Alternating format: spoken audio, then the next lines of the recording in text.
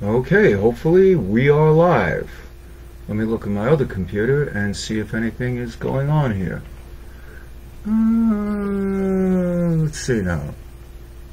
Hard to tell. Okay. Well.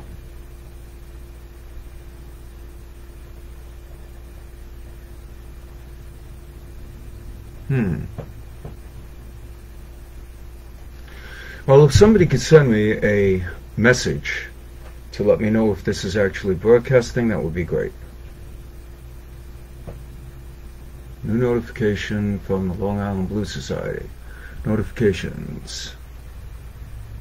Nothing. Okay.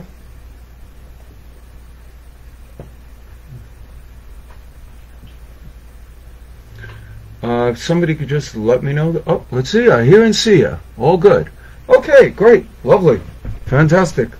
Then I guess we'll give it a couple of seconds for any latecomers. And, let's see. Hey, everybody. Okay, I'm not going to be able to see the comments because I actually have what I'm talking about blocking the left side of my screen. So, I'm going to get started. Hopefully, anybody who comes late already will know the beginning stuff that I'm going to be talking about. I'm Hitman from the Hitman Blues Band, and this course is called Music Theory for the Easily Bored. Why did Herman Melville write so much filler in Moby Dick? Because he got paid by the word. Seriously. Why are music theory courses so boring and long and needlessly complex? Connect the dots, okay? Yes, like anything else, music theory can become complex, and we're going to touch on that. But more importantly, if you're a musician or a vocalist, you want stuff you can use now. Now, I strongly suggest that you have a pen and paper handy, or something you can write on. You can also download a free copy of this course, but it's better if you also write stuff down, because that way you're kind of taking notes. Now, here's my first sheet here. Hopefully you can see this. This is where you can download. I gotta kind of lift this up so I can see it. This is where you can download the free manual for this course from. That's a short URL if you don't feel like typing all this stuff, but it's pretty easy. It's hitmanbluesband.com/theory.html.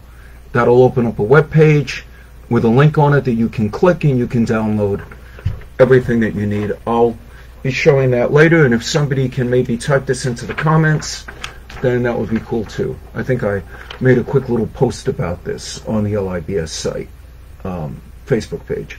So there you go. All right, now let's go to Nashville. We need a simple framework to hang music theory on. So we'll start with the Nashville number system, which was developed to help musicians who can't or won't read music. How do you get a pianist to turn down? Take away the sheet music. How do you get a guitarist to turn down?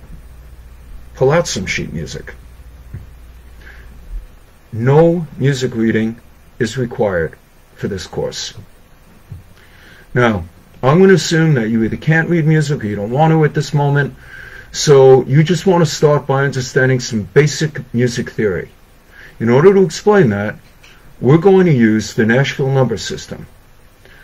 But first, let's get situated. For people who already know this, please bear with me. I'm just starting off from the very beginning. This won't take long. Just hang in there. Okay. Now, let's take a look at the keyboard. You got white keys, you got black keys. Okay? The white keys are the natural notes, and they go from A through G. Now, this is a C note. It's the lowest note on my keyboard. The black keys are the in-between notes. There's a total of 12 notes in Western music. That's it. Every song you have ever heard is made up of a combination of 12 notes. So why do we need in-between notes? Well, short answer, it's how our musical system works. We'll go over that a little bit later, but we just need to get started here. So, stay with me. See this first group? This is a C. That is a C sharp. That means it's higher than C. That's D. That's a D sharp. Higher than D. Here's an E. Who stole the E sharp? Well, there isn't one. It goes right from E to F. Why? Because there's actually a real answer for this, and it involves overtones and the equal temper tuning system and a whole bunch of stuff that we really don't have to get into right now. Now, if you look further along, there's another couple of notes that also don't have a black key. This is B and C. So what you've got is two notes, E to F and B to C, that just go right to each other. Now, here's another important thing. Let's look at this C sharp. It's higher than C, but it's also lower than D. So it's called also a D flat. C sharp can also be called a D flat, and now it's complicated. How do you know when to call it a D flat? How do you know when to call it a C sharp? What if you call it the wrong name? Will it get angry? Will it break your instrument? Will you get threatening emails? We'll cover it. So, the key of what? People talk about they're in the key of something. When we say that we're in the key of C, what we mean is, if you were to sing Do, Re, Mi, and go all the way up, you'd be singing a scale. And if you start that on the note that sounds when you hit a C, you can go all the way up without hitting any of the black keys. I never said I was a keyboard player, okay? So, if you can go all the way up like that, starting on that note, C, we would say that we are in the key of C. All of the notes in the key of C are natural notes, meaning that we don't have to hit any of these black keys at all. As you're going to see in a minute, by using only natural notes for our next step, it makes it a little less complicated. Now, reading music for people who don't want to read music and are not going to learn. There are 7 white keys on the keyboard. We're using this piano keyboard because it's easy to see, and it repeats itself every 12 keys. Here's a C, you go up 12 keys, you got another C. Go up 12 keys, and if this was a bigger keyboard, you would have another C. So, it's kind of easy to see. Looking at this, we've got C, D, E, F, G, A, B, C. It loops around. There is no H in music. It just goes right to an A from the G.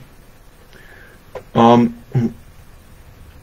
me see. A system was needed to talk about notes that would work no matter what key you're in, and even if you can't read music on a musical staff, it would have to work. It would have to work for notes, and it would have to work for chords. Chords. Quick definition of chords. A chord is any 3 notes hit at the same time, 3 or more notes. Usually, if you're only hitting 2 notes, we call it a double stop. And 1 note, of course, is a note. So, let's get back to them. Notes.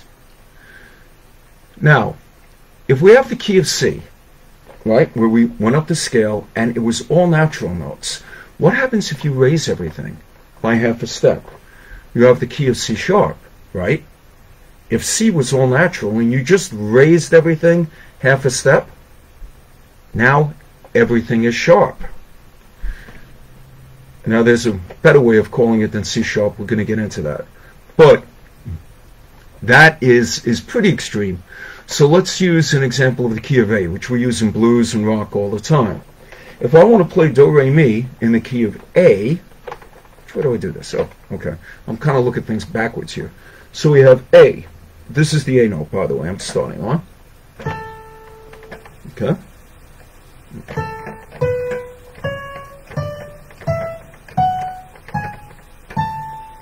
I had to hit 3 black keys in order to do Do, Re, Mi.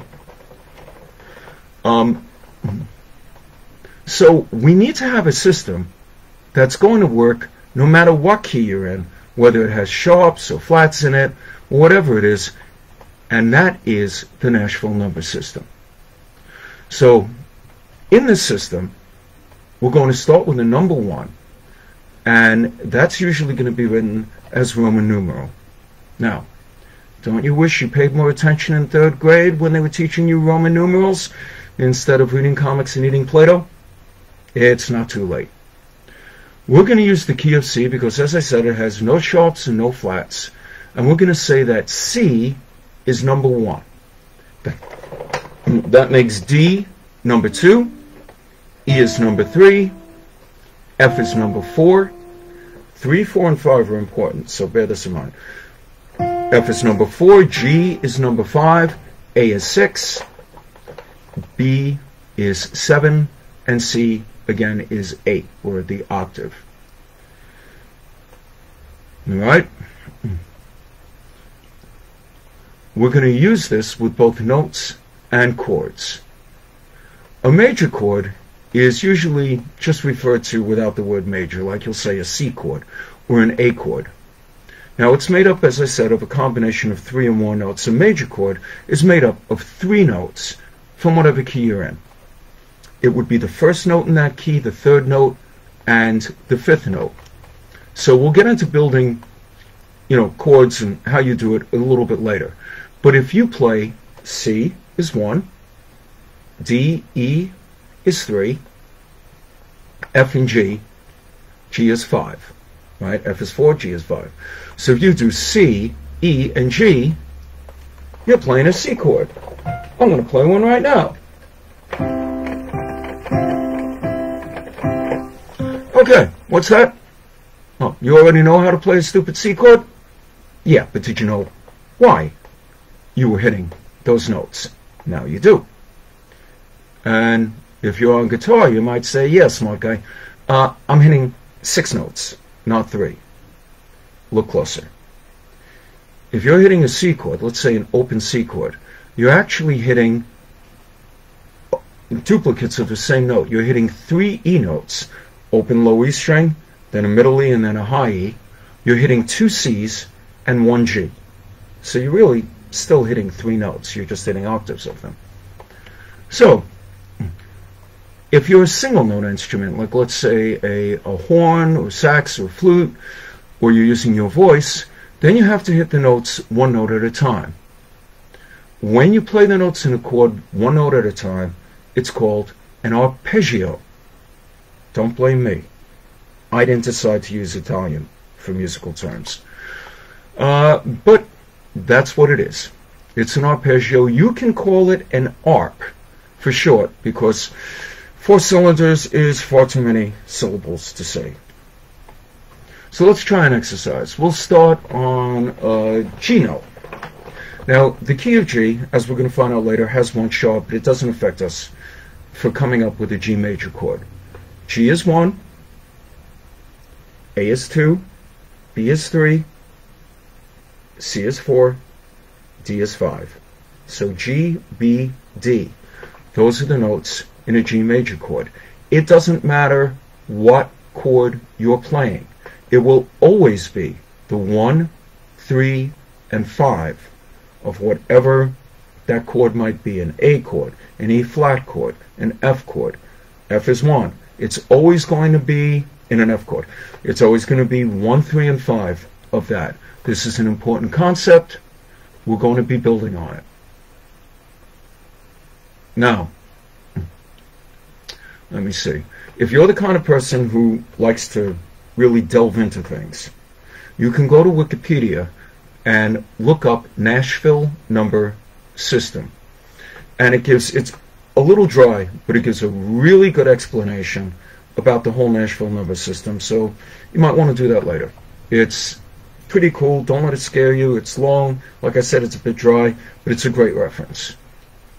Now, let's start using chords. Remember I said that notes can all be switched over to numbers. You have 1, 2, 3, 4, 5. Well, the same thing for chords in the Nashville number system. Take a look at this, if I can get it so that you can actually see it. Sorry, like I said, I'm doing this backwards. Come on. Okay. I'm going to have to stand up so I can see what I'm doing here. Okay. Chord number 1, let me move this over. Chord 1 is going to be major. Chord 2 is going to be minor. Chord 3 is going to be minor. Chord 4 is going to be major. Chord 5 is the 7th chord. Chord 6 is minor. And chord 7 is diminished. What? What the hell? What's this about a 7th? What's a diminished chord? Is there something wrong with it? Don't panic. We're okay.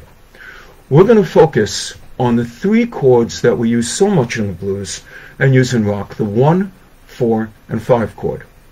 Now, you see that the 5 chord was listed as a 7th chord, and you probably know how to play a 7th chord already. I'm sure most of the chordal instruments watching this already know that. But what is it?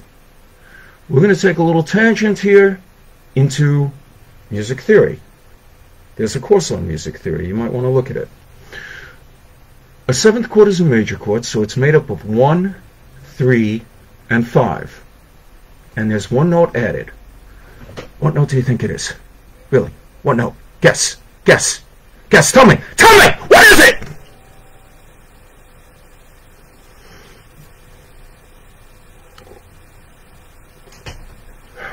Better. Okay. If you said 7th, you're wrong. And here comes the theory. It's a trick question. It's a trick question because let's use a G7th chord. The name isn't really G7th. Originally, it was called a G major minor 7th chord. I can imagine myself, after a couple of jacks, saying to a keyboard, play seventh chord. Go ahead, please. No.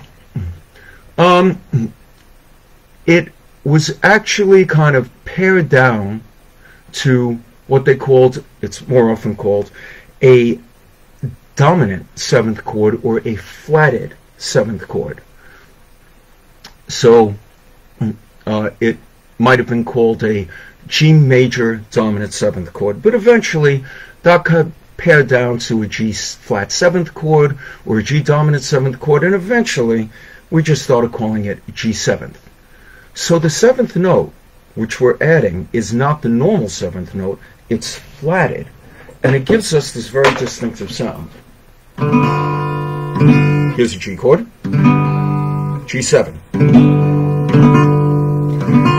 And that's great if you want to get a G7th, but wait, what if you want to add a 7th that's not flatted? That's a normal, God-fearing 7th, the way that nature intended it. Well, what do you call it then? Well, the original name would have been G major, major 7th, which got shortened to a G major 7th. The word major is not referring to whether the G is major or minor. It's referring to the interval. So the obvious question is, what's an interval? An interval is the relationship between 2 notes. Not that kind of a relationship. Get your mind out of the gutter. Stay with me. We're almost done with the music theory part. Okay, if C is note number 1, then the interval between C and D is a major 2nd. The interval between C and E is a major 3rd, right? C, D, E. The interval between C and F is a major 4th. Meaning that those are the way the notes just normally go in the scale. Nothing is being changed here. So, a major 7th means that the 7th note is not altered in any way. It's not flatted. It's a regular B note, which is the 7th step. So C major 7 means a C major chord with a major 7th added on. And it sounds like this. Here's the 7th. Right, very distinctive sound. Major 7. Very pretty, very nice sound. Can you have a C minor major 7 chord? Yes, as a matter of fact, of course you can. And you've heard it. This is a D. We're going to do this in D. You've heard it in the song. Us and them.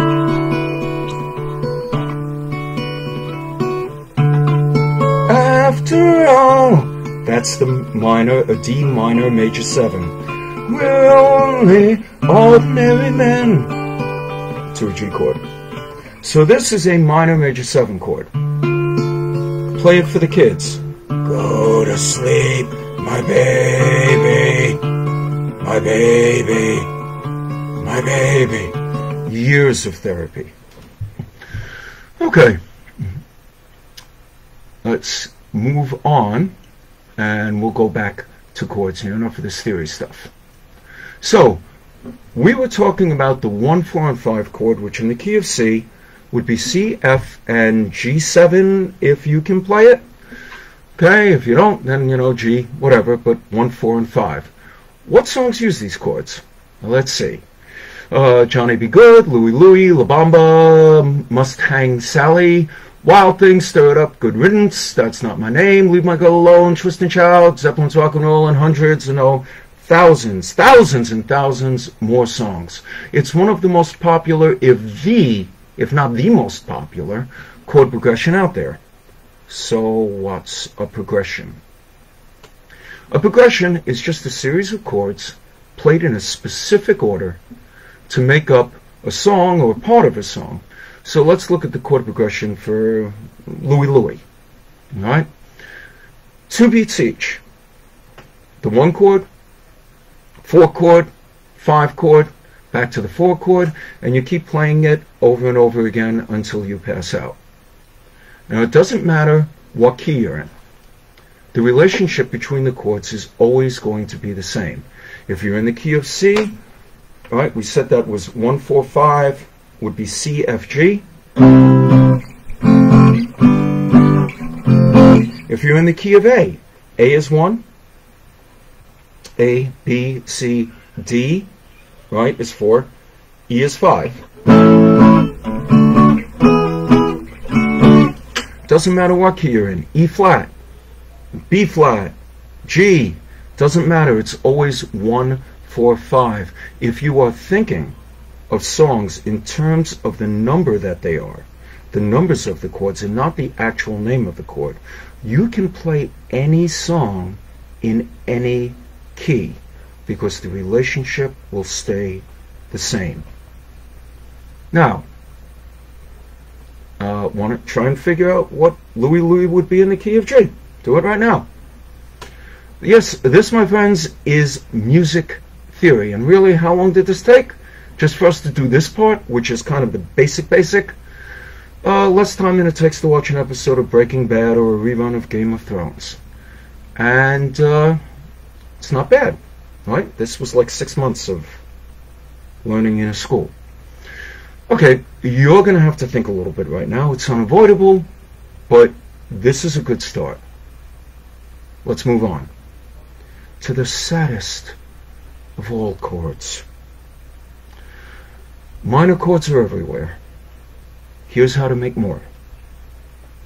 We've gone over how to make a major chord. We just used the 1, 1st, 3rd, and 5th note of whatever key we're in. But what about minor chords? Major chords sound happy. Minor chords sound sad. Here's a major. Here's minor. And sometimes they don't sound sad as much as they sound a bit unsettling, which our brains find interesting. But what's the difference between a major and a minor chord? Well, it's pretty simple here, Sparky. If you lower the 3rd note a half a step, you've got a minor chord. So for example, in the key of G for a G chord, the third note is G, A, B. If we play a B flat instead of a B, it's now a G minor chord. Here's G major, here's G minor. And it's only one note difference. By the way, when you're writing out, for anybody who might not be familiar with this, the little under, my hand's shaking here because I'm trying to hold this up and look at it at the same time.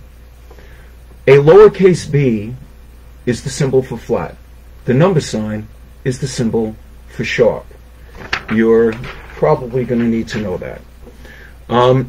So why do you even need to know how to make up a minor or a major chord? What good is it going to do you?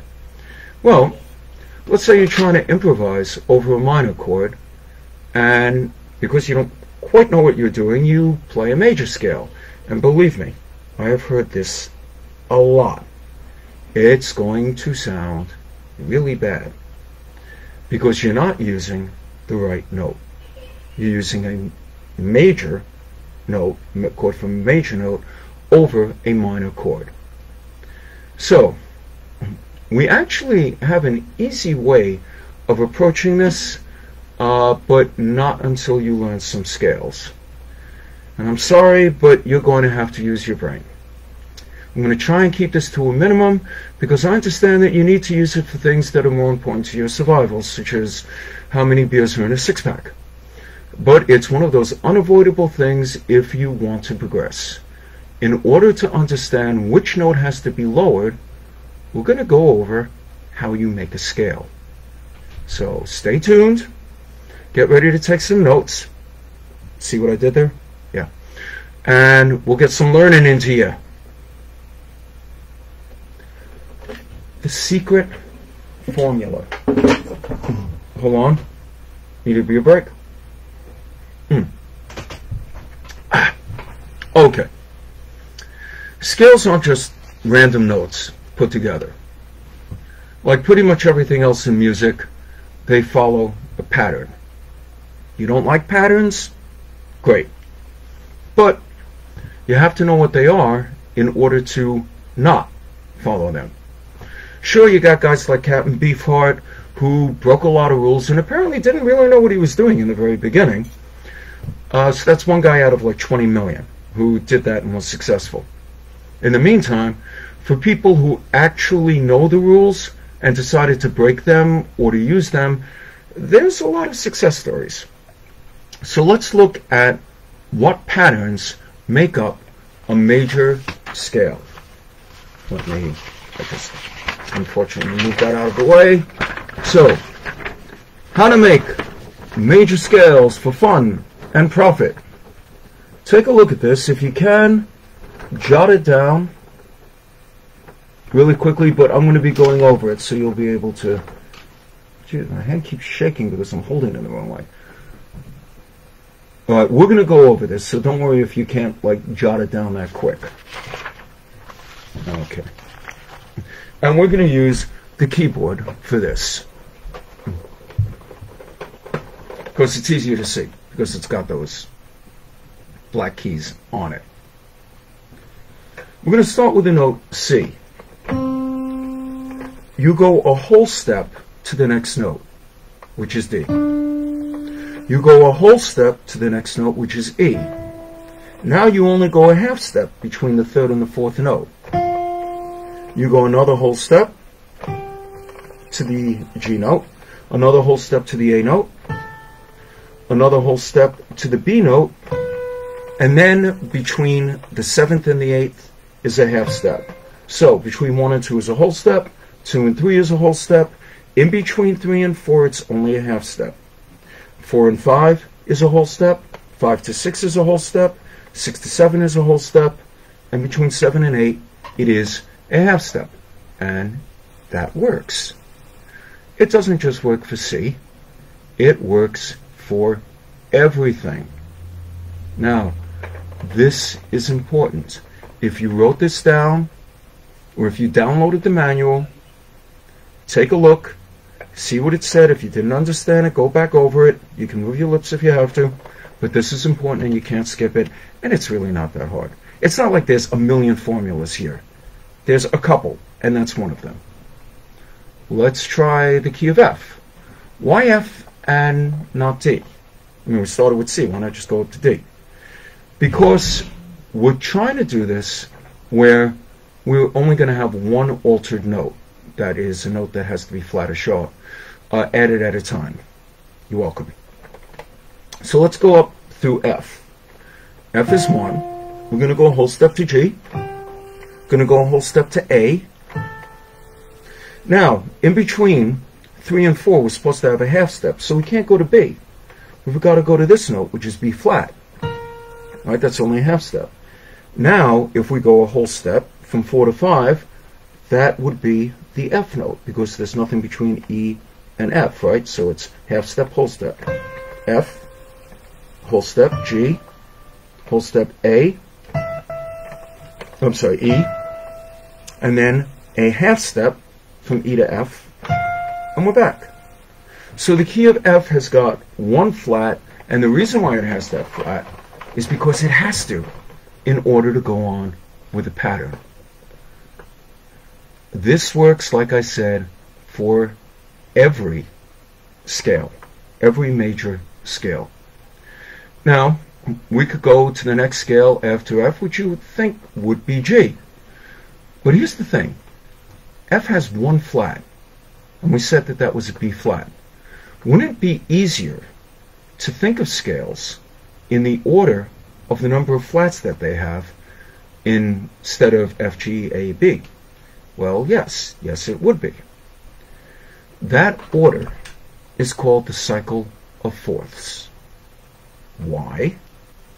Because you count up 4 notes from the beginning of the scale, whatever one you're on, and that's going to be the next scale. Wake up! I know your eyes are glazing over. Let's bear with us, because there's an easy way of doing this. Look at the key of F that we just did. We got F, G, A, B flat. B flat is the 4th note. Okay? The next scale, F has one flat and it's B flat. Now let's look at B flat. If we did the formula, it would go like this. B flat's the 1st note, whole step to C, right? Whole step to D, half step to E flat, whole step to F, whole step to G, whole step to A, back to B flat. So the key of B flat has got 2 flats, the B flat, of course, and the 4th note, which is E flat. Okay, take a guess what the next scale is going to be. Come on, guess, guess. What is it? Yes, E flat. You're right. We can go through the whole formula and we could just count up, you know, and we can say, okay, E flat is 1, F is 2, G is 3. Well, now we go a half a step, that would be A flat. A flat is the 4th note. Then we have B flat, right? We have B flat from before. And then we have G. I'm sorry, B flat, then we have C. Yeah, good one, Ross. Then we have D and E flat. So E key of E flat has got 3 flats. Now, we can just keep doing this, right? And you could spend like a month learning all this crap. But wouldn't it be nice if there was a handy way to remember these scales? And wouldn't you be really happy with the guy who told you about it? It just so happens that there is a mnemonic device to remember this.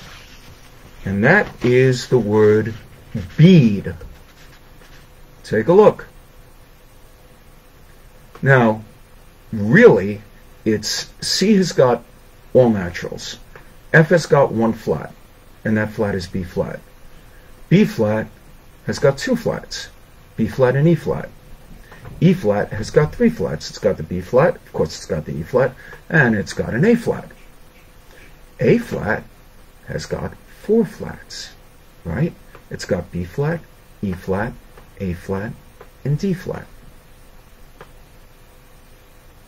And I'm wrong there. A flat has got 4 flats. B flat, E flat, A flat, and D flat, and then D flat has got 5 flats. It's got all the ones that came before, B flat, E flat, A flat, and D flat, plus the new one is G flat. So, if you can remember F bead in your head, it's not that hard, with a G flat at the end, then really, you just learn the cycle of fourths, and at least as far as it pertains to all the keys that have flats in them. Now, the key of G flat, we stop there, right? The key of G flat, the next note after that, let's count up, G, A, B, C, would be a C flat. You say C flat, isn't that just a B, right? Because there's no C flat? Well, yes, it is. But G flat is one of those weird cases where you have to use C flat instead of B or it doesn't make sense. Because you can't repeat a note in a scale. You can't have like B flat and B. It's got to be B flat and then C flat. You can't have A and A flat. It would be too confusing. You would never be able to write this stuff out. So we have to do things that are a little unusual. So there really isn't a good alternative for keys like G flat. My suggestion is if somebody wants you to play something in G flat, hit them hard. So we've got 7 keys out of 12. Woo! All right. How are we going to actually use this in playing? Well, we're going to get to that. But we have to cover the other 5 keys first. So, really, what you're going to do is, on your own time, you're going to figure out, like in A flat, how do you make an A flat major or minor chord? And you'll do that by thinking about what flats are in the key of A flat. We don't have time to do it right now. But don't panic. Listen, I understand that this is getting a bit into the, into the rough here. But this is the foundation for what we need to do to understand other things that are going to be coming up. Now, what about the not flat key? Well, we're going to do the rest of them. You can collect the whole set. All the kids are doing it. We've got the key C, F, B flat, A flat, E flat, A flat, D flat, and G flat. So, let's see now. We still have the keys of G, C, G, B, A, E, B, and F sharp. C, G, D, A, E, B, F sharp. Look at that order. Does that remind you of anything? Compare this to that. Take a look. Notice anything? It's the reverse. That's right. This is the cycle of fifths. That's the cycle of fourths. The cycle of fifths is what we're using to remember the natural keys. It's C, G, and the word bead backwards. But how are we going to... Does this also use, like, the fourth note is different? No. In the cycle of fifths for the natural scales, it's actually a little easier. The note before the key that you're in is the note that gets sharped. Because we're not doing flats now. We already did the flats. Now we're talking about keys that have sharps in them. So let's use the formula and go through the key of G. Here's G. We go a whole step. A. We go a whole step. B. E. Yeah, B. I was right. Sorry, B. We go a half step. Between 3 and 4 is a half step. C. Whole step D. Whole step E. Now we have to go another whole step, which means F is not the right note. right? Because that's only a half step. It's F sharp, and then a half step from F sharp to G. Again, we're just following the formula. So when we're talking about the cycle of fifths, so we're talking about the keys that use sharps in them, it's going to be the note before whatever key you're in gets sharped, plus any notes that might have come before it. So let's take a look at this again. The next one will be the key of D. The key of D will have the F sharp in it from the key of F. And what's the note before D? Come on, I know you can figure this one out. It's C sharp. There you go. So we've got F sharp, two sharps, F sharp and C sharp. Key of A has got three sharps. It's got the F sharp, it's got the C sharp, and the note before A is G, so it has a G sharp. I'm going to take a quick look, see if there are any people commenting and saying, what the hell are you talking about? Let me see. I love them flats. Okay. I love them cycles. There you go. You know, people talk about cycles. Oh, the cycle of fifths, the cycle of fourths. It's this. It's a tool. It's like a slide rule, except not as useful. Right? It's nothing to be paranoid about or thinking like, well, I don't understand it. There's not that much to understand. It's just a way that you can remember the scales without sitting there and having to actually kind of like memorize and say like, okay, let me figure out let me see, a B scale. How does it? It's just a quick way of remembering what it is. Speaking of which, figure out a B scale, okay? This isn't rocket science. We're just following a pattern. We need to know what notes are in the scale in order to figure out how to do chords and how to improvise, especially other more sophisticated chords. Now, let me see. Let's say you have a G scale, right? That had one sharp in it. And you raise it up to be a G sharp scale. This is important. That means that everything is now sharped, plus the F, which was already sharped, is now a double sharp. And yes, there is such a thing as a double sharp. Antibiotics will not fix it. Well, that would be pretty horrible. Even if you can't read music, okay? G sharp is also what? It's higher than G, but it's lower than A. So a G sharp is also an A flat. Even if you can't read music, this is what G sharp looks like if you write it out, and that's what A flat looks like. That's this key signature that you would put at the beginning of a bar. G sharp looks horrible. A flat is better. It's less complicated. It's got four flats. So we were saying, how do you know when to call something a sharp or a flat? Well, when it makes sense. I mean, look, if you're, playing with people and you say, oh, let's play this in D sharp. If you're playing with people who actually know what they're doing, you're going to get a lot of really filthy looks. But if you say, hey, let's play this in E flat, well, then everybody kind of relaxes. You get a lot of happy horn players, and the guitar players will look at you and bitch, and they'll say, well, why don't you just play it in E? Okay, because that works better on guitar. And yes, there are keys that work better on certain instruments, and that's because of the way that they're laid out. But we'll talk about that in a bit. So, now we know how to make a scale. We know how many altered sharp or flat notes are in that scale. And we have a mnemonic, a way of, clue that we can use in order to remember it. Whoop-de-doo. What do we actually do with this? Well, here's what you won't do.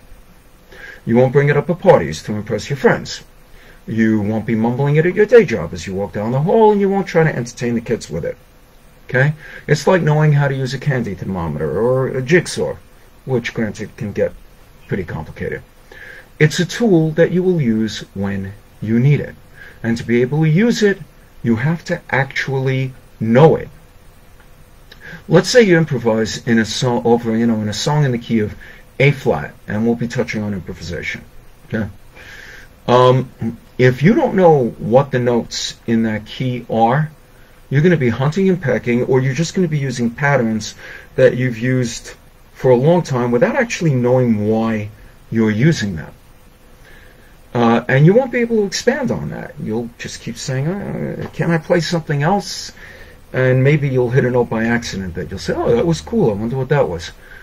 Because you don't know why you're playing what you're playing. You have to reinvent the wheel every time. And while that actually works for some people, it is probably better to have a clue. How good are you at your instrument? Do you know where all the notes are? String players, a lot of string players don't. If you're a singer, do you understand why some keys are better for you to sing in than others, and what your options are if you're going to be in a different key?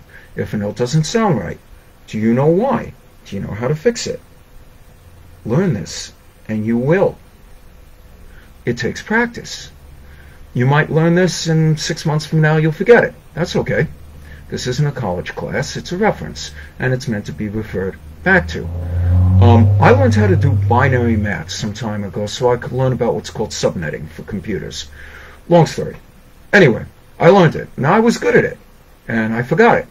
And I learned it again a couple of years later, and I was good at it, and I forgot it. And I learned it again, because I pretty much never used it. The same is true of the song Stella by Starlight, which I've probably learned and forgotten at least like 10 times in my life. Because I learn it, and then it gets called on a gig, and I'm like, oh man, okay, I'll learn that song, and then nobody calls it again for like 5 years. So you get the idea. If you don't use something, you forget it. Here's how I remember the scales. Here in New York, we had, before DJs came in and destroyed it, a whole industry built on playing weddings and bar mitzvahs and corporate gigs and country clubs. It all fell under the umbrella name of club dates, which can be confusing because you might think of this as playing at nightclubs, but it wasn't. First of all, it paid a lot more, usually. And second, you didn't have to worry about turnout because it was a built-in crowd. And third, a lot of people like me were freelancers. That meant no rehearsals. You show up to the gig, you're expected to know a few hundred songs off the top of your head, and you're supposed to have learned whatever special requests there were on your own time. No rehearsing, you just be ready to play it without going over it when you got there with the rest of the band. At any rate, when you're on a stage, perhaps with 5 or 7 or 15 other musicians, and you want to call out a tune, you have to be heard, right? And if you call out a key, that can get tricky. C on a crowded stage can sound like D or E or B to someone who's across from the stage. So instead we use hand signals. You hold up your hand to show your fingers to show the number of sharps or flats in that key. But here in New York, there was a trick. Holding fingers up for flats and holding fingers pointing down at the ground for sharps. But if you think about it, it makes absolutely no sense. Pretty much everywhere else, you point down for flats because they're lower than, and you point up for sharps because they are higher than. But we have to be bitches about it, so it's reversed. And then you know who the non-New York players are. Now this might not be the real explanation, but it's the only one I've ever heard that sounds right. So if you hold up one finger, you're in the key of F because F has one flat, or you're calling out an F chord. If the fingers are pointed down, it's D if you're putting 2 fingers down because D has got 2 sharps, F sharp and C sharp. Once I played with a German Oompa band, and I mean, lederhosen, the whole deal with them. I just dressed in a tuxedo. And I gotta say, it kind of sounds kind of silly, but when these guys were playing the German stuff, it was cool. They played the chicken dance. I never heard it played like that before. It was like serious business. It was actually very, very cool. But at any rate, I called out Working in a Coal Mine in the key of D. And because they were not New York players, they assumed that it was the key of B flat. It did not sound good. But here's the thing. It's a great way to use the key signatures and reinforce the flats and the sharps. Take chords of a song that you know, like let's say Louie Louie again, and signal what the actual chords are for whatever key you're playing in. By the way, for C, you just curl your fingers like that. It's C, okay? But for F sharp or G flat, well, to be honest, it's not very common to be calling those things out. Normally, it's going to be lowered or raised to a normal God-fearing key like, you know, F or G.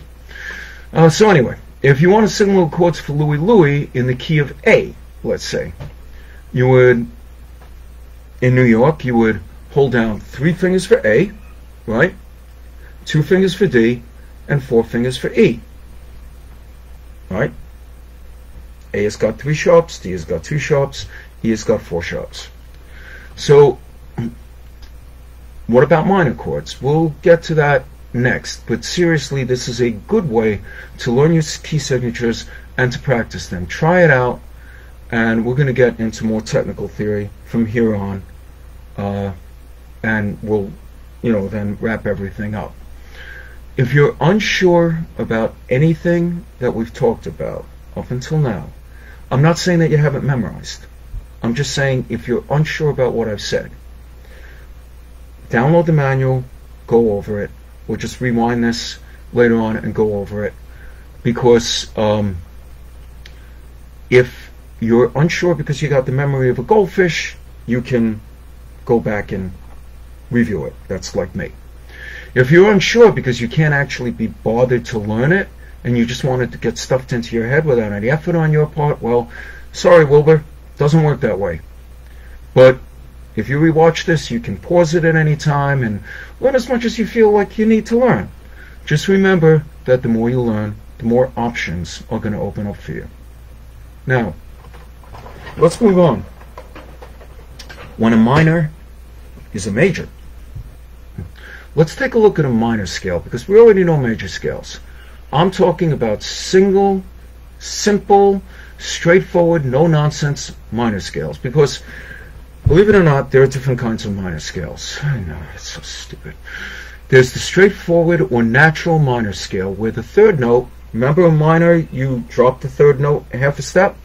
The third note is dropped half a step, so it's the flatted third. Also, the 7th note is flatted. And the A, or the 6th note, is also flatted. Oh, and that's what the heck? How is that natural? Plus, it throws the whole formula off, right? You know, you don't have that whole step, half step thing. So, wait a minute, what happened to the formula? Well, it's still there. But we have to start on a different note. If you're looking at it, if we do what we just said in the key of C and we flat the 3, the 6th, and the 7, we end up with a B flat, an E flat, and an A flat. 3 flats. What key is that? That's E flat. So a C minor scale is actually exactly the same as an E flat major scale. This is called the relative relationship. C minor is the relative minor of E flat major, and E flat major is the relative major of C minor. So why would you ever call it C minor instead of E flat major? Because the tonal center is around the minor chord. Think of Stairway to Heaven, right? That's A minor. We don't think of it in the key of C. Or My Funny Valentine, which is in C minor. Or All Along the Watchtower is in A minor. We don't think of All Along the Watchtower as being in the key of C, even though A minor is the relative minor. It's got the exact same notes as the C scale. We think of it as A minor. So, really, Hotel California starts off in D minor, but then when it goes to the chorus, it changes to F major. which is the relative major of F minor. And the chorus sounds more up than the verse.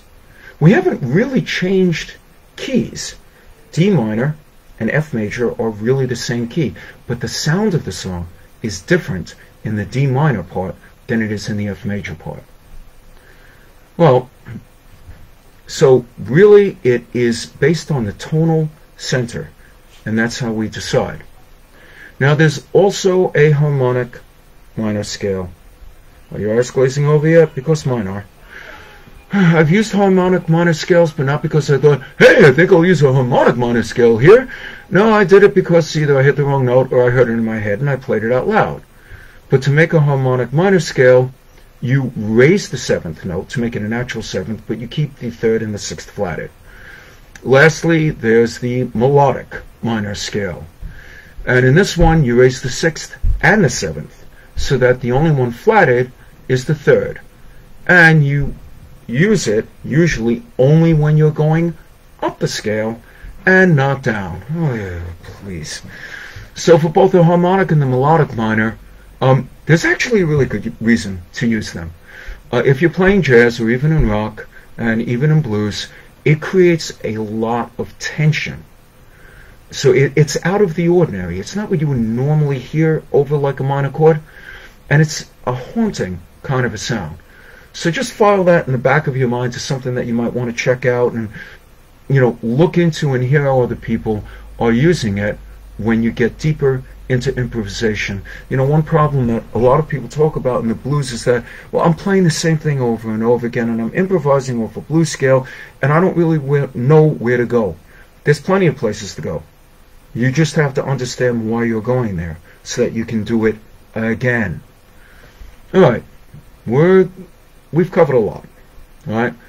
At this point, you know how to make a scale, you know how to make a major chord, you know how to make a minor chord, 7th chord, major 7th, you know how to make a chord scale, you know that is, you know, major chord, minor chord, all that stuff. By the way, I didn't even play that for you. I'm going to play that real quick. This is a chord scale. Remember back when we were talking about that? Instead of just using notes, we're going to use full chords. So.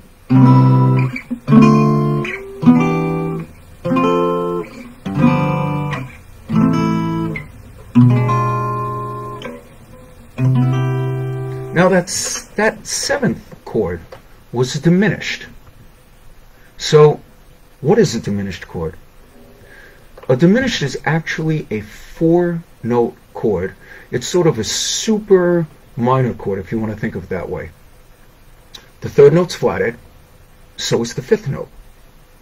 And so is the flatted 7th. That's right. The 7th note is flatted twice. So it's a flatted 7th. If you flat the 7th note twice, what note does it become? Hit 7, lower it, now lower it again. It is a 6th note. But we don't think of it as a 6th note. We think of it as a double flatted 7th, and I'll get into that in 1 second. The thing about diminished chords is that you can call it by the name of any of the notes that are in it. So a C diminished chord is made up of C, E flat, which is the flatted 3rd, G flat, which is the flatted 5th, and B flat, flat, which is the double flatted 7th. I don't know if I mentioned before the 5th note is flatted also. So you could call it a C diminished, or you could call it an E flat diminished, or you could call it a G flat diminished, or you could call it an A, that's B flat flatted again, diminished. So that would be this.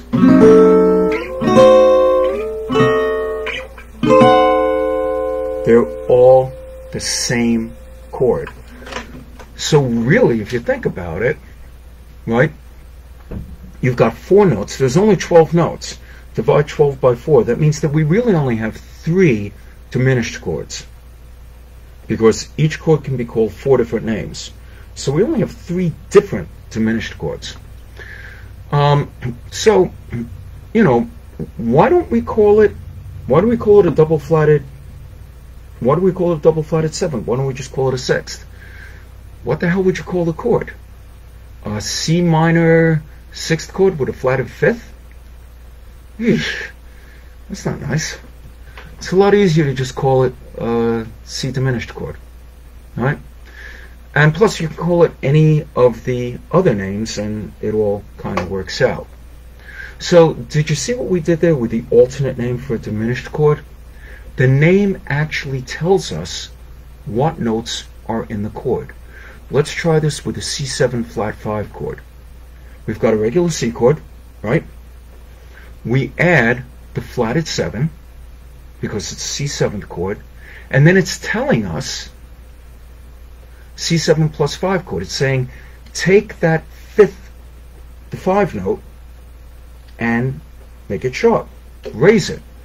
And it sounds like this. The name of the chord is actually telling us how to play it.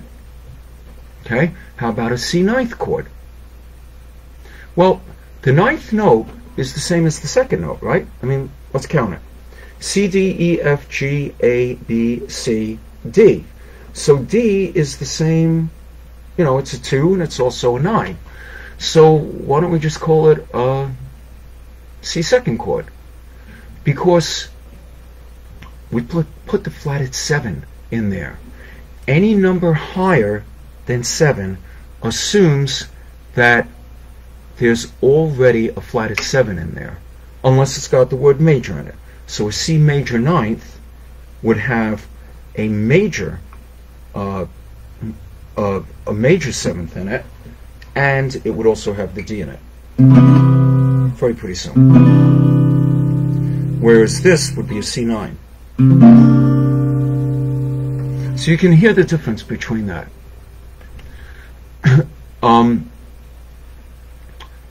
If we were to not have the 7th in there, and we wanted to add a D to a C chord, then yeah, then we would call it a C suspended second. And what would happen is, and this is something that most people are familiar with, but they don't really like, you use the 4th as a suspended, not the 2nd, but you can use the 2nd. Here's a D chord, right? How many times have you done this? Where you just go. That note, that G note, is the 4th note in the key of G, and it's covering over the 3rd note. So this isn't major or minor. It's not a major note, it's not a major chord, it's not a minor chord, because there's no 3rd in it. The 4th note is suspending it, it's covering it. So we don't know what kind of chord it's going to resolve to. It could go, or it could go, let's go this house. Okay. Same thing if we're using the 2nd note. Or, so we have two kinds of suspended chords. One uses the 4th to cover, to take the place of the 3rd. One uses the 2nd to take the place of the 3rd. But if we add the 7th into it, if we put in the flatted 7th or the major 7th, then now we have to bump it up an octave. So instead of calling it a D 2nd suspended chord, we call it a D 9th chord. Does that make sense? You cool with that? Okay. What about a C7 Augmented 9? It's telling you how to make the chord. You play a C7 chord, you add the 9th note, and you sharp it. And you've heard this chord. A lot of people think of it as the Hendrix chord.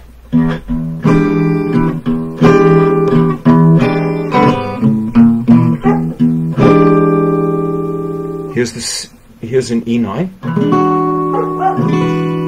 and here's an E7 Augmented 9. Here's an E7 flat 9. So, you know, when you see these chords, you have to understand that these are substitutes for a 7th chord. You're tired of playing a 7th chord, you want to play something else in its place? These are chords that you can use.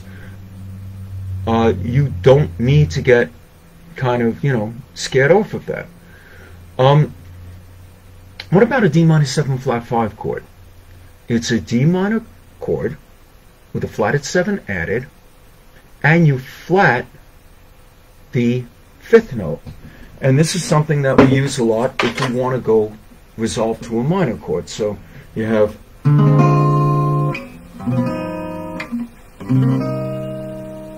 mean, you could just go, or, but doesn't this sound a lot cooler?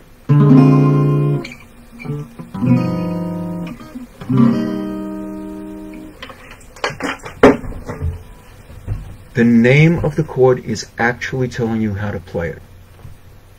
Alright, we're getting close to the end here. I'm going to go over something real basic, because sometimes people, believe it or not, do not know this. You've heard the term bar. Not that bar.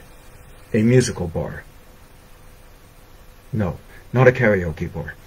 Okay, this is the kind of bar where you count while you're playing music. Music is a combination of tones and rhythm, or at least most music is. In order to have rhythm, you have to figure out how many beats a portion of those tones should be spread out over. For example, the famous 1, 2, 3, 4 that every band in the world uses is basically saying each segment of this song will take up 4 beats, and it's going to go this fast unless we're playing with a drummer who couldn't keep the same tempo if he put a gun to his head. So let's take a song like Johnny B. Good. Alright?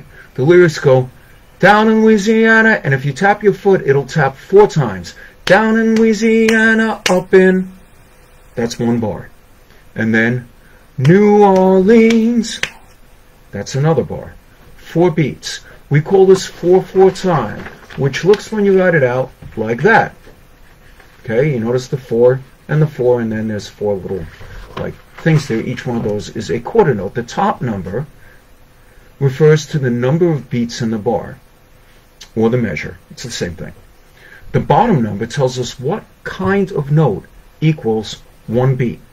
So here's where it gets a bit weird. What kind of note? Well, they had to figure out some way of knowing how long a note was going to last. So somewhere along the line, around 1600 or so, the system came about which basically said, there's a whole note.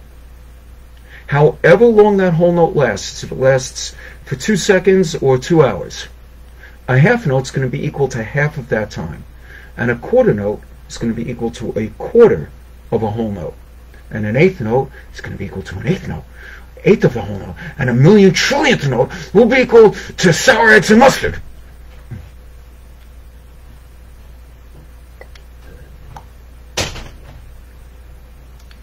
Right. Generally, we stop at 32nd notes, although there are 64th and 128th and even 256th notes that have been used generally by sadists and lunatics, I would think. So, here's the thing. If you decide you got to decide how long 1 beat's going to last, the amount of time it takes you to count 1, and if you always use whole notes for that, sheet music is going to look pretty weird. So by popular demand, the quarter note is usually, but not always, used to determine how long a beat's going to be. For example, if you count off 1, 2, 3, 4, that means that each quarter note will take the amount of time it took you to say 1 or 2 or 3 or 4. A whole note will last however long it took you to say the whole 1, 2, 3, 4 phrase. That's a whole note. Do we always have 4 beats to the bar? No. Think of a waltz. It has 3 beats. 1, 2, 3, 1, 2, 3, 1, 2. Think of any 1950s slow ballad, like You Belong to Me or Silhouette. That has 12 beats to the bar. We count it like 1, 2, 3, 4, 5, 6, 7, 8, 9, 10, 11, 12. 1, 2, 3, 4, 5, 6, 7, 8, 9, 10, 11, 12. And an eighth note is equal to 1 beat. That is, when you're writing out the music, you think of it as an eighth note being 1 beat, and there are 12 eighth notes per measure. So the point is, in order to make music, it's helpful if you can count to 4 and know how long a measure is supposed to be. Now, we're going to quickly go over chord progressions. When you string a bunch of chords together, it's called a progression. We covered the common 1-4-5 progression. If you play 4 bars of the 1 chord, 2 bars of the 4 chord, back to 2 bars of the 1 chord, then 1 bar each of 5, 4, 1, and 5. You're playing a 12-bar blues, and we've all done it. It is the Blues Society, after all. Those are also the chords to like a few million songs, including ones that are on the radio and streaming right this very second. So are there millions of progressions? Thankfully, no, there are not. There are certain patterns that repeat themselves, and you can combine them to get a song. So going to the 1 to the 4 chord is very common, as is going from the 1 to the 5 chord. You mush that around and you get 1 4 5, 1 5 4, 1 5 4 5, stuff like that. Wild Thing is just 1 4 5, and so is The Tide Is Honey. It's just the progression. Now, there's also a very popular resolution, which is 2 5 1. That's the 2nd chord, the 5th chord, and the 1 chord, and it's used to get back to the 1 chord if you go someplace else first, like the 4 chord. Like, let's say you're doing this.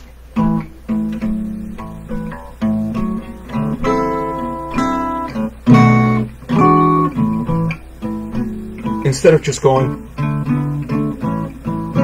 it gives you a chance to do something a little different, and it, of course, doesn't always fit. That's up to you to decide. The 5 chord usually is going to resolve to the 1 chord. I say usually, but not always. For example, there's lots of songs that go to the 2 to the 5, but they never actually go back to the 1 chord. An example of this might be Oyo Como Va, right?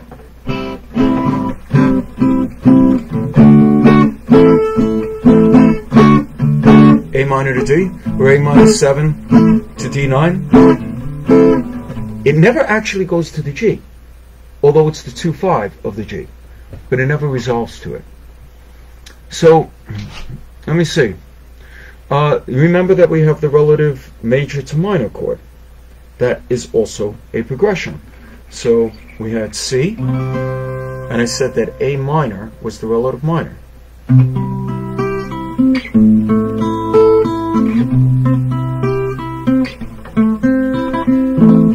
That's a progression. Let me see. That's been used on stuff like Tears on My Pillow and Hallelujah, Dire Maker. A whole bunch of songs use that stuff. A less common, but still pretty common, resolution is 1 to 3. If you remember, the 3 chord is supposed to be minor. So it sounds like this.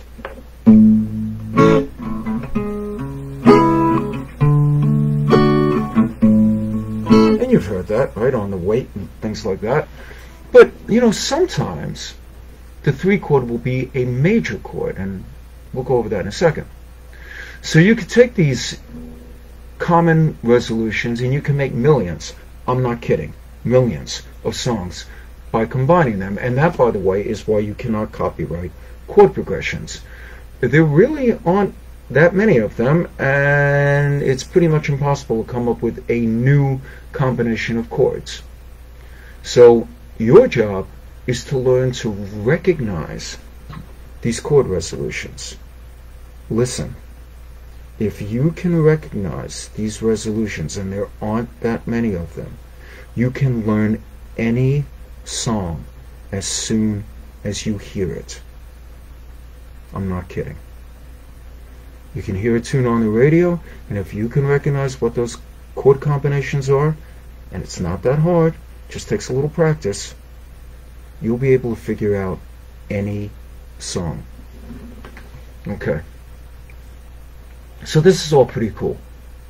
Now, the real thing is resolutions to resolutions. Remember how I said that sometimes the 3rd chord can be used as a major? That's because resolutions are about where you're going, not where you've been. I'm going to repeat that. Resolutions are about where you're going, not where you've been. Burt Bacharach was like great at this. If you look at some of his sheet music, you'll look at it and go, those chords don't really make any sense. But if you think of it in those terms, they make perfect sense and they sound great. Songs like Alfie, I mean, they're great tunes, and they make sense when you think of it this way. The chord number 3, whatever that might be, you know, the third chord, might have nothing to do with the chord that came before it, but it goes really well to the chord that follows it. So we've got a song in C. That's the 1 chord. The 3 chord should be E minor. 3 in the key of C is E minor. But we're going to play in E7. Why? Because the next chord is going to be A, and E7 is the 5 of A, and it goes to A. Now we're going to take the A, make it an A7, so it goes to D, because A is the 5 of D. Now we're going to take the D, make it a D7, so that it goes to G, because D is the 5 of G. I'm going quick here. G7 brings us back to C. So we have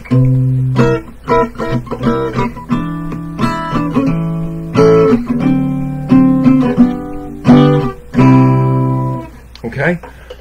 Chord resolution is about where you are going. You can do this all day. You can make up some pretty weird tunes, and it doesn't matter what genre you're in. Listen to Dangerous Mood, Kev Mo. It's got a couple of weird resolutions, but they make perfect sense if you think about it in this way. Okay? Now, people sometimes say, this key doesn't work on my instrument. Well, yes it does, but certain instruments, you know, keys work better on certain instruments. For instance, on guitar, it's easier to play in the key of E and A and G than, say, E flat, A flat, and D flat. Why? Because physically, the guitar uses open strings that make playing in those keys easier. Like you have,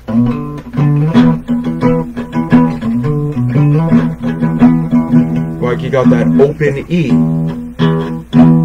which would probably be better if it was in tune. If you want to do that in D flat, you don't get that low open string. It doesn't sound as good. For horn players have to transpose everything. That's right, kids. Most of us think in concert, which means that a C note is the note that you hit on a piano that looks like a C. But for horn players, a C note is actually the B flat note on the piano or the E flat note, depending on what wind instrument they're playing. Now think about that. That means that if you're playing in the key of E, the horn player either has to play an F sharp, remember what I said to do if anybody asks you to play an F sharp, okay, or C sharp, which is the same as D flat. Both keys kind of suck, lots of sharps and flats, and yeah, they're used to it, but it still sucks. That's why horn players will give you a dirty look when you call a song in the key of E. What about A? They still give you a dirty look. Why? Figure it out. Okay, we're almost done. We're just going to cover a couple more quick things. Improvising. You've gone through a lot of that learning stuff, and you may forget a lot of it, but you can review the online manual or just look at this again. If you've had some basic, wait, I'm going to just check to see if there are any comments such as like, shut up already. Key to instant jam creativity. Here come them modes. Okay, yeah, well, I'm just going to go back to this. Okay, yeah, that's some good comments though. I'll look at them later. Okay. Let's say you have a song in the key of A that uses the 1, 4, and let's say it uses the 1, 6, 4, and 5 chords. How do you solo over that? So that would be...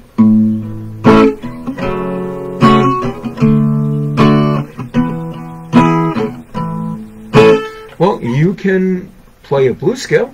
And what is a blues scale, really? Well, a blues scale in the key of A is C, A, G, E, D. Notice anything? No sharps, no flats, right? They're all natural notes. So a blues scale in the key of A is really just part of a C scale, a C natural scale. Yeah, I know there's this passing tone, if you got it. Right? But that's not really part of the scale, it's passing tone. And what's the relationship between C and A? Hence, it's actually A minor. Right. It's C is the relative major, so it's a relative major minor thing. So a blues scale is really just 5 notes of the A minor scale, which is basically a C scale. So going back to improvisation. what chords do we have there? In the key of A, you have A, F sharp minor, right? 1, 6, D, and E7. Now follow this. If the key of A has a C sharp in it, right, which is the third note, and it's important because the C sharp, the third note, determines whether we're going to be major or minor. So a blues scale in the key of A is using C, not C sharp, right? Which makes it a minor scale. Now normally this might be okay because it's also a sharp 9 note, which gives it kind of a jarring, funky sound. But then we have an F sharp minor scale, F sharp minor chord coming up, and that has C sharp as the 5 note. We can't change that, right? That's the 5th note. So we're kind of locked into an A major scale. And if you hit that C with it, that sounds horrible. Yeah? So you can't really use the blues scale on this once you get up to that F sharp minor chord, because it's going to sound like crap. So what can we do? How do we play over this? Simple, really. We're still going to play a blues scale. A minor, the A blues scale, the relative major was C. So if you think of A and you go down to the relative minor of A, that would be the 6th step in the key of A, right? A, B, C sharp, D, E, F sharp. That means an F sharp blues scale is really just an A scale. That's all it is. So it's kind of, you know, country sounding or major sounding. So we have this. And we're playing a blues scale.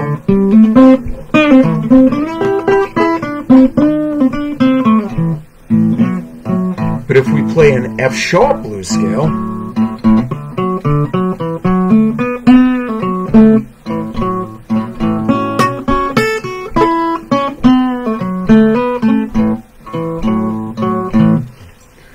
we can improvise now over something that really is in the key of A. I call it the country blues because it's got kind of a country sound. Does it work over, you know, bluesy, funky stuff? Well, yes, actually, yes, it does. So you can mix the two together. The only thing to remember is that when you're playing the country blues, you wanna stay away from that C note, because it is probably not going to work that great. Okay, so these kind of things, understanding what it is, you want to have the choice. You want to have that crappy sound because you're trying to do like a cool kind of like move there. Fine. You know, if you're playing like, for instance, and you want to go.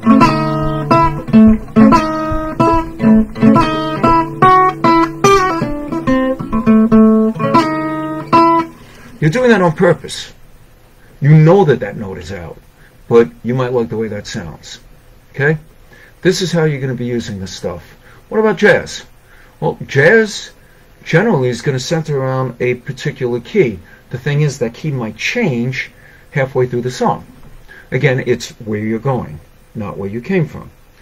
One of the most famous groundbreaking tunes is Have You Met Miss Jones, which has a pretty strange middle part, which middle is called the bridge. It influenced John Coltrane in his composition of the song Giant Steps, which is not only a really cool song, but it's kind of a test of improvisational skills for any aspiring jazz player.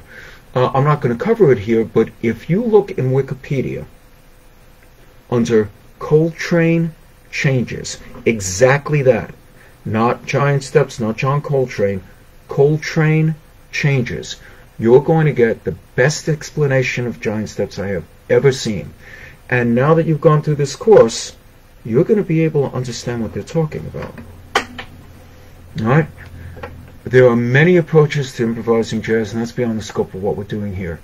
But you now should be able to see that some of the sophisticated chords that you might use, and that's an actual term, sophisticated chords, such as an A minor 7 flat 9, written as A minor 7 with a dash 9, and understand what it is and how to play it. It also gives you a clue as to what notes you need to improvise with, and this is important. What are the important notes in a, let's say, a minor 7, or an A minor ninth chord? What are the important notes that you need in that? Well, let's see now.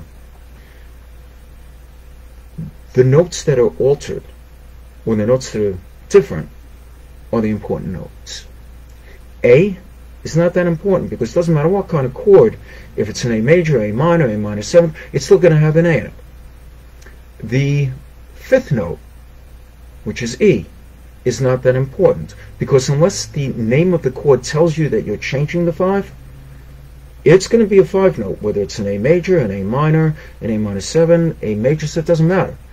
The notes that are different are the notes that you want to concentrate on. So an A minor ninth chord would have the flat third, which is C instead of C sharp, the flat 7, which is G instead of G sharp, and the B note.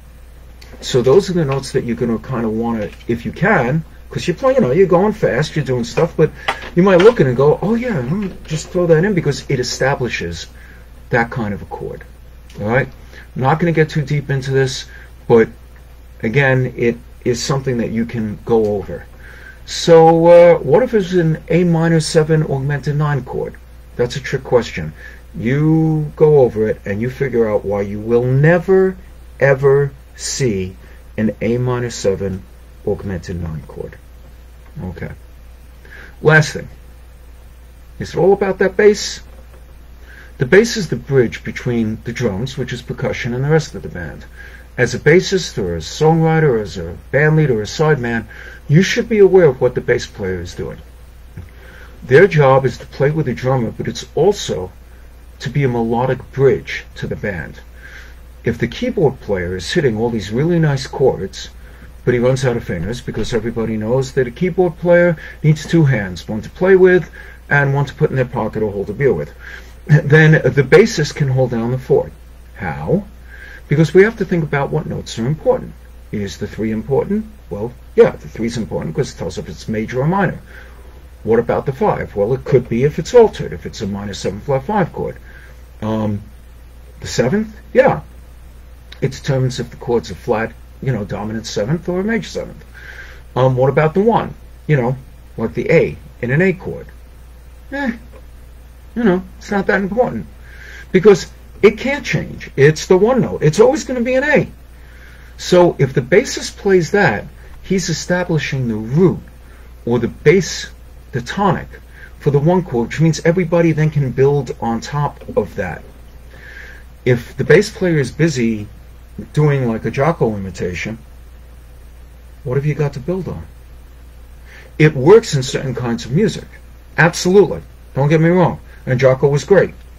But Jocko knew what he was doing. He knew when he could do that and when he didn't, when it was important to establish the chord. The other thing would be, let's say that, the chord is an A minor 7 flat 5. If the bass player is playing a 1 and a 5, and he's not flatting that 5, it's not going to sound good.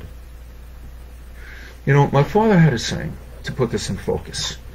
He said, if the drum is bad and the bassist is good, then it's the drummer's fault. But if the drum is good and the bassist is bad, it's the drummer's fault. You know why? Because a great drummer can make a bad bass player sound good. But no matter how good the bassist is, he can't make a bad drummer sound good. And I've had that happen to me personally. I played with Bernard Purdy on a number of gigs, and I was playing bass. And on one of them, the band leader came up to me after, and he said, have you been practicing? Because you sounded great. Thanks. And I pointed at Bernard, and I said, it's him. He made me sound better. All right. Well, anyway, the point is, the bass player can make or break the band. we've covered a lot. Okay, we've gone from not having a clue what anything is to, you know, relationships between chords. Don't get sappy. All right, but now you have a basic idea of music theory and essentials. Here's the thing: if you don't use it, you'll forget it.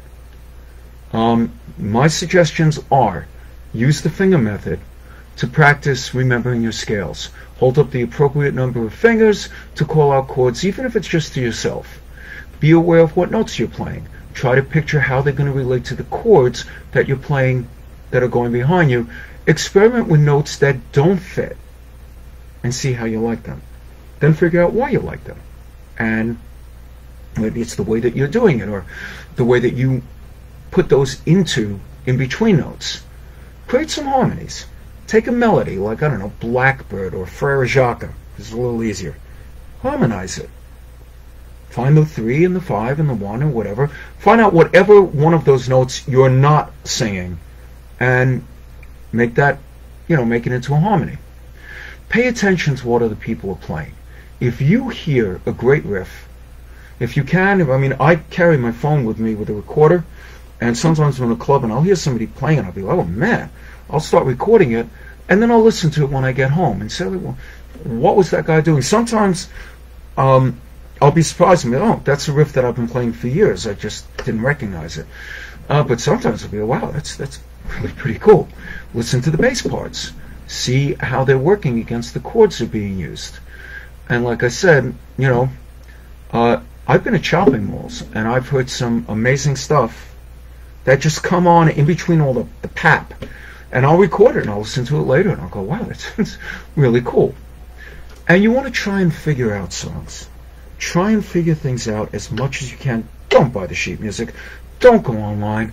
A lot of the times, you know, you'll go online and you'll see a song where the actual chords are E-7 to an A13 to a D major 7, but the transcribed chords are A7 to D. It's not the same. All right? This is just one more tool in your arsenal. Is knowing music theory going to make you a great player? No, it is not. Is it going to make you a better player than you otherwise would have been? Yes, it will. Is it going to open up some things for you that maybe you didn't have access to before? Absolutely. Yes, it will.